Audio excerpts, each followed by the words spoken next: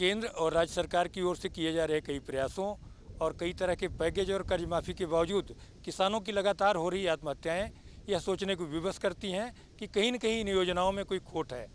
राज्यसभा में 15 दिसंबर और 19 दिसंबर 2011 को खेती के संकट और किसानों की आत्महत्या पर गंभीर चर्चा हुई थी। बीजेपी नेता एम वेंकैया नायडू ने चर्चा की शुरुआत की थी। सत्ता पक्ष के कई सांसदों ने माना था कि संकट से उबरने के लिए नए प्रयास जरूरी हैं। हालांकि यूपीए सरकार ने कई मसलों पर ध्यान दिया, जिससे आत्महत्याओं में कुछ कमी आई। उसी दौरान सदन में कृषि मंत्री शरद पवार ने सांसदों की मांग पर दोनों सदनों की संयुक्त संसदीय समिति के गठन का प्रस्ताव रखा था। इस मसले को कृषि मंत्रालय ने आगे बढ़ाया है। शरद पवार चाहते हैं कि जेपीसी इस मसले की गहन पड़ताल करे और सरकार को सिफारिशें दे।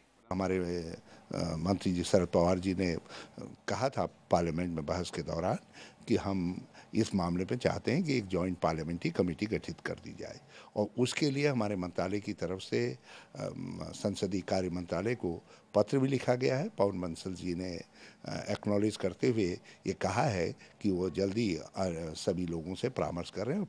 केंद्र सरकार ने खेती को उबारने के लिए कई पहल की।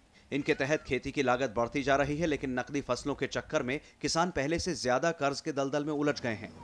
मनरेगा ने कृषि मजदूरों की दशा तो सुधारी है, लेकिन किसानों के सामने मजदूर मिलने का संकट खड़ा हुआ है।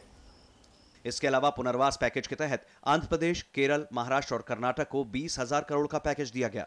सरकार ने किसानों की 65,318 करोड़ रुपए के कर्ज को माफ किया है, जिससे 3 करोड़ 69 लाख किसानों को फायदा पहुंचा।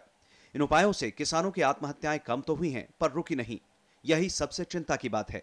एनसीआरबी के आंकड़ों के मुताबिक 1995 से 2011 के बीच खेतीबाड़ी में लगे 2,90,740 लोगों ने आत्महत्या की। 2011 में महाराष्ट्र में 485 और आंध्र प्रदेश में 193 किसानों ने आत्महत्या की, जबकि 2012 में अब तक आंध्र प्रदेश में 33 और महाराष्ट्र में 118 किसान आत्महत्या कर चुके हैं।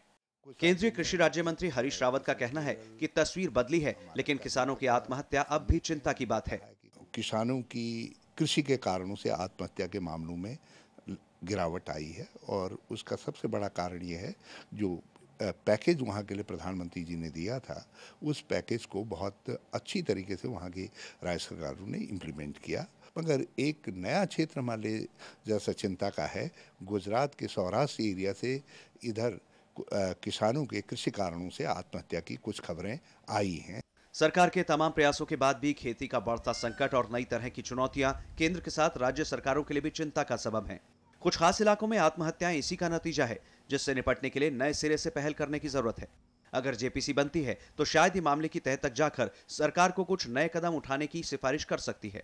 खेती बाड़ी का संकट वैसे तो पूरे देश भर में है, लेकिन किसानों के आत्महत्या की घटनाएं कुछ खास राज्यों तक सीमित हैं। इसीलिए जरूरी है कि इन इलाकों में ठोस योजनाएं बने। अगर जेपीसी का गठन होता है तो उम्मीद की जाती है कि इन सारे पहलुओं पर बारीकी से जांच पड़ताल की जाएगी। अरविंद कुमार सिंह, राज्यसभा टीवी, दिल्ली।